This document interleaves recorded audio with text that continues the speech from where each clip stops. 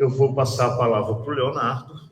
Leonardo, você tem 20 minutos, tá? Até 20 minutos.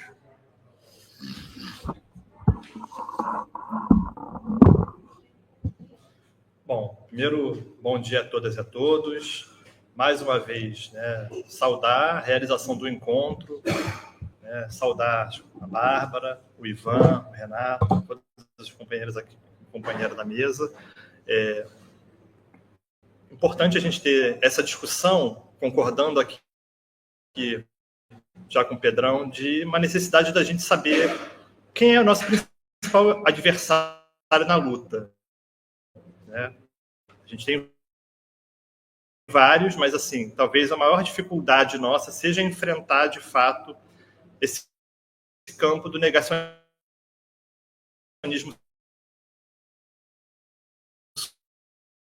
sutil. É importante celebrar a pequena vitória de hoje, acho que é importante, no dia 22, finalmente uma das peças importantes foi presa, Bolsonaro está, de fato, na cadeia. Então, acho que é importante a gente celebrar, ainda que não seja a vitória que a gente quer.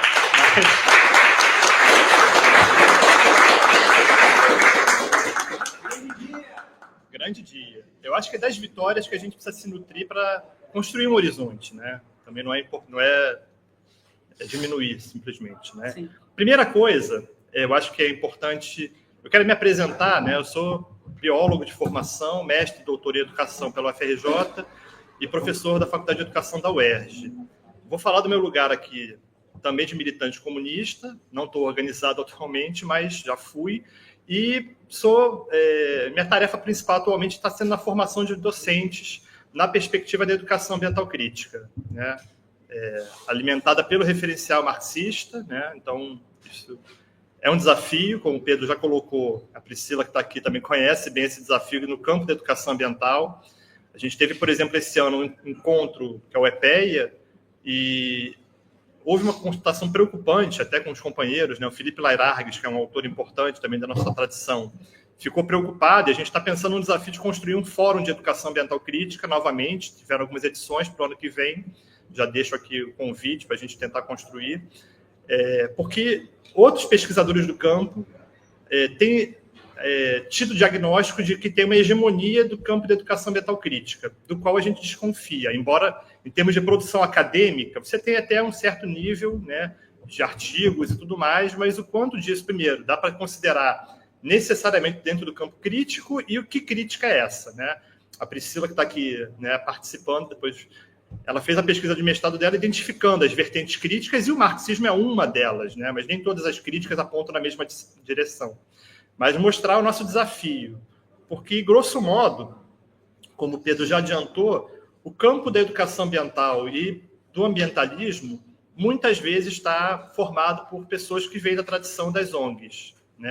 Então, todo esse debate que a gente vê da reforma do Estado, do aparelho do Estado, dos anos 90 para cá, parcerias público-privadas, ausência de recursos públicos, e, enfim, isso atravessa a prática instituinte desse campo em termos da atuação política e em termos do debate acadêmico. E a gente vem insistindo na necessidade de avançar estruturalmente.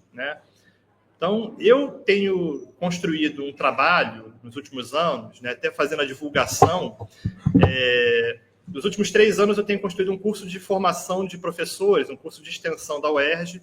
Deixo até, se alguém quiser depois acompanhar o trabalho, está no Instagram, que é o Grupo de Estudos, é uma sigla grande, A gente tem esse hábito de Educação Ambiental Crítica, então está lá GEAC, e Pedagogia Histórico-Crítica. Então dá para procurar lá GEAC, PHC, Grupo de Estudos, Educação Ambiental Crítica e Pedagogia Histórico-Crítica. A primeira edição a gente fez em 2023. E quando a gente abriu no formato presencial as aulas e remoto, tomei um susto, mas um bom susto. O número de inscritos do Brasil todo chegou a 600 e tantas pessoas. No segundo ano, 2024, a gente teve 400. Esse ano a gente resolveu fazer exclusivamente presencial, transmitindo, mas assim, só para garantir certificado, porque garantir certificado para tanta gente é complexo, sem ter a estrutura necessária, né? A gente fez só presencial e tiveram umas 100 e tantas pessoas. Mas, enfim, é uma tarefa que eu acho que é importante. A gente vai poder tocar um pouco de como é que a gente vence o capitalismo verde e o negacionismo sutil com a formação, né? E não é suficiente a formação, como eu falei ontem, né, e eu vou desenvolver um pouco hoje, a partir de uma formulação muito boa que a Virginia Fontes fez numa mesa, que o Eduardo, inclusive, estava presente, o Eduardo Barreto, ano passado, na Fiocruz. Ela desenvolve alguns elementos que me parecem fundamentais para a gente avançar nesse combate da nossa perspectiva, né? Então, vamos começar pelo começo, né? Eu quero organizar minha fala nos seguintes aspectos, né? O que é negacionismo? Para que serve o negacionismo? Como funciona o negacionismo? Como se divide, né? E trazer isso para o debate da questão ambiental. Eu fui buscar lá num dicionário, né, de negacionismos no Brasil, né, que traz uma série de termos sobre negacionismo, o que eles estão entendendo, né, para tentar, né, olhar quem está se dedicando a esse tema, né? Então, a primeira diferenciação que se faz é de negação individual e negacionismo como processo social. A negação individual diz respeito a processos de recusa da verdade ou do reconhecimento de fraquezas e desejos, ou seja, um âmbito mais individual. O negacionismo diz respeito a realizações coletivas em que práticas de negação transformam-se em formas completamente diferentes de ver o mundo. Eu quero parar aqui, a definição vai muito além, mas isso é um processo social, que é importante, embora a gente tenha esse entendimento aqui, a gente não perder de vista nunca. Porque, embora os negacionistas possam ser vistos individualmente, o negacionismo é um processo.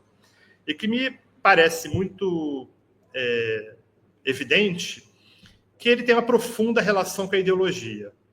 Isso é necessário retomar a formulação marxiana do que é a ideologia, né, e como que ela opera. Então, eu fui lá na ideologia alemã, aquela citação clássica, né? As ideias da classe dominante são, em cada época, as ideias dominantes.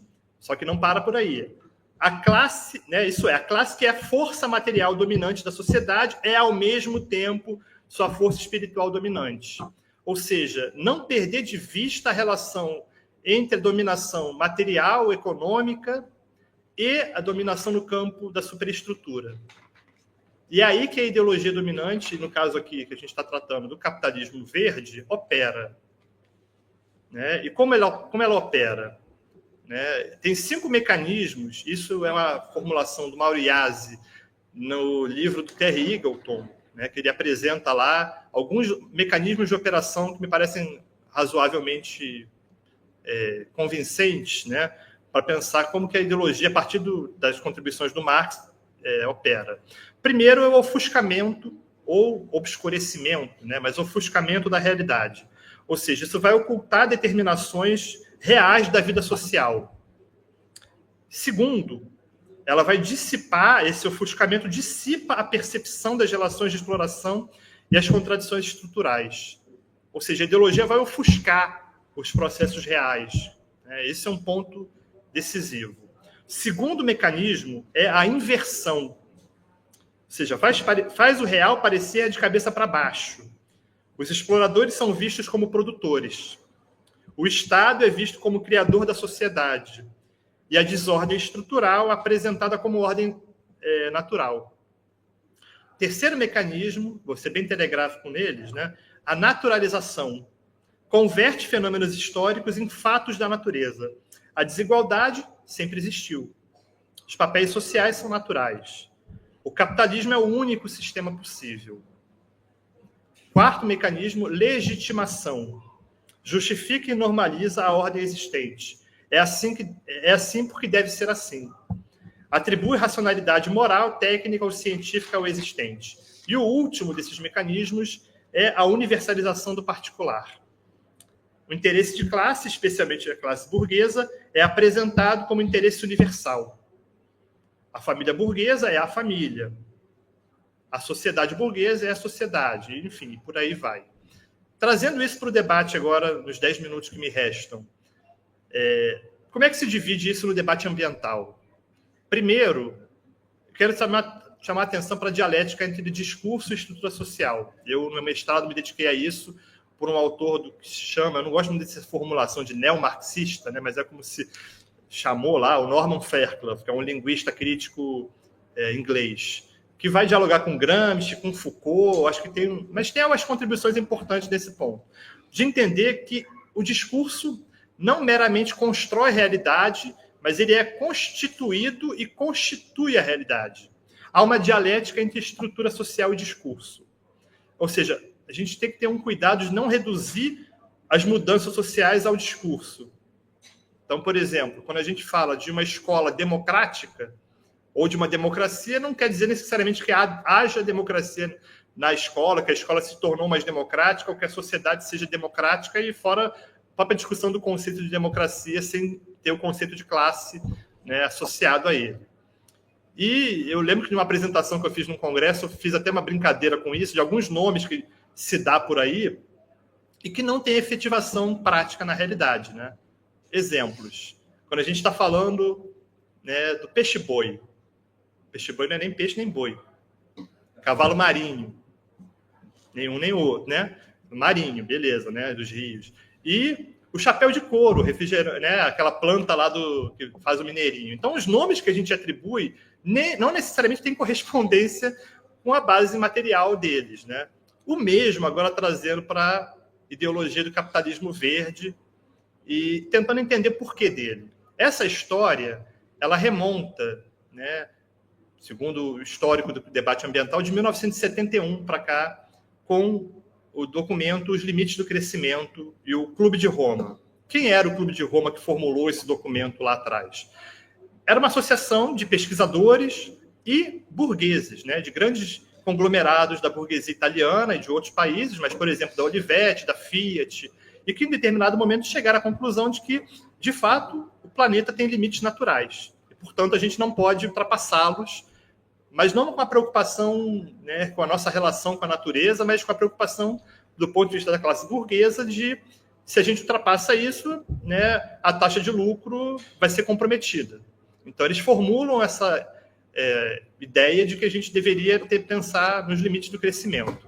Vou dar um pulo para 1987, quando chegamos a um outro documento importante, que é o Nosso Futuro Comum, ou conhecido Relatório Brundtland, elaborado pela ex-primeira-ministra Gro Brundtland, da Noruega, que vai chegar à formulação pela primeira vez de desenvolvimento sustentável, como aquele desenvolvimento que é necessário ser pensado para não comprometer as necessidades da geração presente e também não prejudicar o desenvolvimento, a satisfação das necessidades das gerações futuras. Pergunto, efetivamente, esse desenvolvimento, mesmo pensando em termos idealistas, ele não compromete o desenvolvimento da geração presente? Primeiro problema dele, né? Quando a gente analisa materialmente, para além da ideia que está colocada. Segundo, não vai comprometer o desenvolvimento das satisfações das gerações futuras? Vocês percebam já que essa noção, que por vezes quer parecer como um conceito científico, não é, eu insisto, né, nós no campo temos insistido que é uma ideologia, ela quer apresentar uma ideia simpática, né, a todas e todos, né, a maioria, pelo menos, da população. Talvez haja quem não concorde sequer com ela, né, mas ela não tem correspondência com a materialidade. E essa formulação de desenvolvimento sustentável, ela vem sendo atualizada. E aí é o ponto que a gente chega, e eu fiz a fala na mesa de abertura e insisti, dos objetivos do desenvolvimento sustentável, que são uma formulação de 2016 para cá dos organismos internacionais. É preciso sempre lembrar também que esses organismos internacionais, eles aparecem no senso comum como uma construção democrática, a Assembleia Geral da ONU e a COP, participação democrática dos países, mas quem são, de fato, os capitais que definem os rumos desses organismos? São os capitais dos países imperialistas, né? Basta um país imperialista, uma potência imperialista, se negar a assinar um documento, uma resolução, exemplo, né, o bloqueio econômico 60 e tantos anos a Cuba, como é o caso dos Estados Unidos, que isso se mantém, né? E tantas outras as questões em relação ao genocídio a Gaza e tantas outras decisões que basta os Estados Unidos quererem não aderir, e COP, enfim, né? Então a gente entende essa formulação vinda dos organismos internacionais como um problema, né, de fundo, né, de formulação. No campo dos educadores ambientais, isso não aparece. Aparece um histórico como se fôssemos seguidores das resoluções internacionais. Mas como é que se construiu isso, né, do ponto de vista de classe? Então, esse é um ponto central. E aí, hoje a gente está atravessado pela Agenda 2030, que é uma derivação dos Objetivos do Desenvolvimento Sustentável, que invadiram as universidades, as escolas, empresas, a mídia, né, o tempo todo. O próprio agro faz menção o tempo todo à Agenda 2030 e aos Objetivos do Desenvolvimento Sustentável. Na universidade, é uma dificuldade grande. Há pouco tempo atrás, na UERJ, aparecia lá, quando a gente ia formular um projeto de iniciação à docência, de pesquisa, o que fosse, se o projeto, ou extensão, se a gente conhece, primeiro, duas perguntas. O projeto, o autor conhece os ODS? Tudo bem, sim. Né? Não vou mentir com isso. Mas o projeto, ele está correspondendo a algum dos ODS? Não. Eu tive que insistir em reuniões de organização da Semana de Meio Ambiente, junto à pró-reitoria, junto com a pró-reitora, dizer, olha, tudo bem que cada um aqui escolhe se vai aderir ou não, mas isso não pode ser compulsório. Né? E, felizmente, isso foi retirado ali. Eu vim insistindo nesse debate e no grupo, criou-se grupo de WhatsApp para troca, o tempo todo envio de divulgação por parte dos organizadores lá da Agenda 2030 na UERJ. E eu e poucos ali fazendo um contraponto. Então, esse é um desafio, quando a gente falou sobre a universidade ser necessária, a universidade ela enfrenta muita dificuldade para avançar nesse sentido. Né? Então, a gente tem o negacionismo sutil, como esse negacionismo que não desconsidera que a gente está vivendo um colapso ambiental, um colapso climático, às vezes com formulações mais sutis, inclusive, de crise e tudo mais, mas considera de que é possível ter tempo ainda. É possível, com soluções técnicas, mudanças individuais de comportamento, a gente mitigar. Por outro lado, você tem o negacionismo tosco, né, que é aquele negacionismo mais da extrema-direita. Esse negacionismo sutil, é importante dizer, está no campo da chamada esquerda. E eu faço questão de insistir no chamada esquerda, porque não é autoproclamando que a gente se define como esquerda ou direita, e mesmo até como revolucionário. A prática é sempre o critério da verdade. Né? E eu fiz questão de recorrer, inclusive, ao nosso formulador inicial dessa ideia. Está lá no Materialismo e Empiricriticismo. Né? A concepção da prática, da vida, deve ser a concepção fundamental da teoria do conhecimento.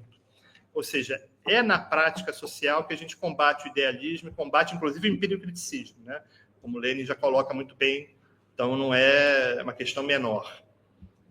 Então, esse campo da chamada esquerda, do progressismo, acho que é melhor chamando de progressismo, defende essa perspectiva do negacionismo sutil, em contraponto ao negacionismo tosco, né, da extrema-direita, de que não tem nem crise ambiental, de que isso é falácia da esquerda, os marxismo cultural e tudo mais.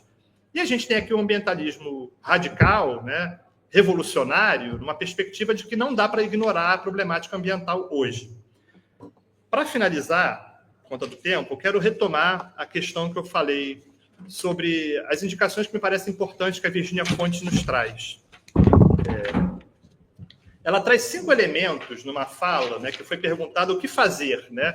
Era um evento lá em Manguinhos, e que uma companheira, inclusive, a Mercedes, perguntou lá o que fazer aqui no território e tal. E a Virginia, acho que muito telegraficamente, depois ela desenvolve, né, falou de 5 elementos que me parecem centrais.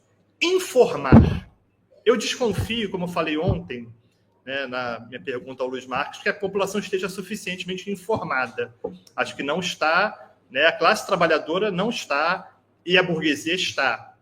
Um parêntese para mencionar que a burguesia não está informada. Tem um vídeo recente do Átila Yamarino, divulgador científico, muito bom, sobre os bilionários, mostrando que esses bilionários, alguns deles, um deles é o Zuckerberg, mas tem outros ali, estão construindo um bunker. né, na Nova Zelândia, no Havaí. Então, eles sabem bem. Então, uma coisa é o que eles falam, outra coisa é o que eles fazem. Por isso que a prática é critério, né? Informar, a gente tem que informar. Formar é o que eu tenho buscado fazer ali, dentro dos limites da formação universitária, da formação docente. Lembrando que na formação universitária, por exemplo, é algo que eu venho insistindo, temos poucas disciplinas obrigatórias nos cursos de formação de professores sobre educação ambiental. E quem que fica com essa tarefa geral? Biólogos e geógrafos. E quando muito fazem, porque tem afinidade, formação, mas não tem, muitas vezes, o aparato para fazer a formação no campo crítico. Então, informar, formar. Organizar. Acho que é algo muito caro para todos nós que estamos aqui. Uma perspectiva de organização para a luta, né? Lutar e enfrentar. Informar, formar, organizar, lutar e enfrentar. São tarefas indissociáveis que a gente não pode perder de vista se a gente quer combater esse diagnóstico do negacionismo sutil, que ainda dá tempo, que não é tão grave, que dá para pensar um capitalismo verde, porque efetivamente, eu não vou gastar saliva, né, pelo tempo e por tudo que a gente tem de acumulado, que não tem como existir capitalismo em bases sustentáveis, né, pela própria natureza do que é o capitalismo. Se a gente fala isso, a gente não está entendendo o que é o capitalismo como tal. É isso. Vamos à luta, minha gente.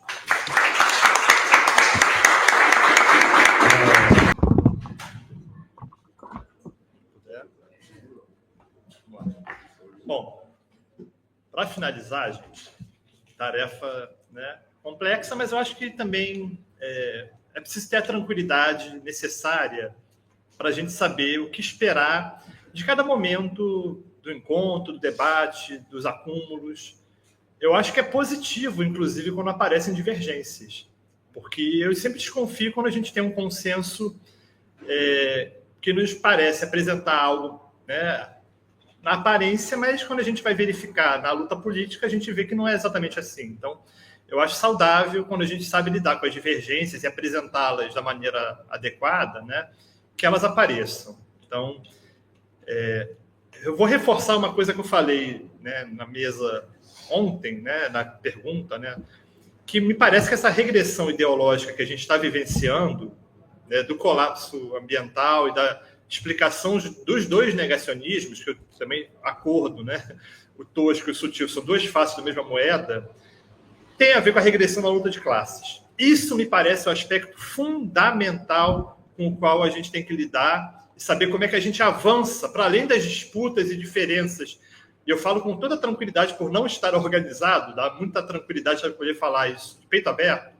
Com as diferenças que existem entre as organizações, a gente tem que disputar a classe trabalhadora na luta de classe para fazer avançar contra a burguesia, com toda a diferença que existam entre as correntes, as concepções, né? E não são poucas, né? Eu tenho diferenças e acordos com várias falas e posições aqui, e tenho tranquilidade para falar, mas a partir do fim da União Soviética, a gente teve uma série de retrocessos na luta ideológica, na luta política, que me parece que a gente tem que superar, né? E aí tem que se pensar, e aí não vou dar respostas, acho que cabe às organizações fazerem as avaliações de qual é o papel que se espera da eleição, como é que se acumula, mas não dá para perder de vista, me parece, a organização nos locais de trabalho, de moradia, de estudo, junto à classe trabalhadora. E aí eu quero concordar com a fala do companheiro anarquista de que a gente tem que estar presente nesses espaços para construir, né, diariamente. Acho que as organizações estão e podem avaliar, não estou dizendo que estão, não estão, cada um sabe fazer a avaliação, mas essa é uma tarefa central, porque é isso que dá a credibilidade à classe de que a gente tem perspectiva de avançar na consciência, na luta, organizar a classe para lutar. Então, acho que esse é um aspecto decisivo que a gente tem que pensar junto, né? Sobre a fala do Bruno, né, de questão de escola, porque é algo muito caro a mim, né? Tenho projeto de extensão e tenho trabalhado, eu estou dando como exemplo, mas assim, em outras frentes de luta a gente tem que ter isso. É disputar a consciência, né, desde as crianças pequenas, a juventude, e combatendo esse negacionismo, né, nas atividades que a gente está fazendo. Então, os projetos de extensão que eu tenho feito na UERJ mostram, né, os limites dessa falácia liberal de que é o consumo individual, né? E tanto no trabalho na escola, tenho também um filho de 6 anos, né, que se vocês perguntarem para ele de quem é a culpa, ele vai dizer abertamente que é do burguês. Mas, assim, o que ele está entendendo quanto burguês? É uma construção, mas a gente subestima, no caso das crianças, mas eu estou falando da classe como um todo, subestima a capacidade da classe, das crianças, de compreender essa realidade. A gente também não pode superestimar, achar que estão entendendo porque está falando que é burguês. Eu sei exatamente que o meu filho, quando está entendendo, falando de burguês, a concepção dele não é exatamente a que a gente está tendo aqui, né? Mas, enfim, isso é uma construção, a gente precisa apostar no avanço da luta, na consciência da classe. E aí, quero falar da questão de programa e pegar nossas experiências históricas de revolução. Acho que a gente, particularmente, eu vou falar com toda a humildade, acho que a gente entende muito pouco das experiências revolucionárias como um todo. A gente se dedica muitas vezes a falar da experiência soviética, chinesa, talvez cubana. Mas a gente lembrar que em 1983, o livro recentemente lançado do Paulo Vicentini, ele mostra que 1/4 do território mundial, se eu não me engano, estava ocupado por experiências revolucionárias, e aí vão ter avaliações se são, se não são, e 1/3 do PIB, né? População e PIB. Uma diversidade enorme de experiências, que tem uma diversidade de avaliações acerca. Eu acho que a gente precisa também aprofundar a nossa avaliação acerca das experiências, de como que se consolidaram, dos limites, dos problemas, dos recuos, dos erros, né, das regressões, né? Tem gente que está falando que a China ainda segue socialista, eu considero que não, já há uma boa parte de década, né, desde 76.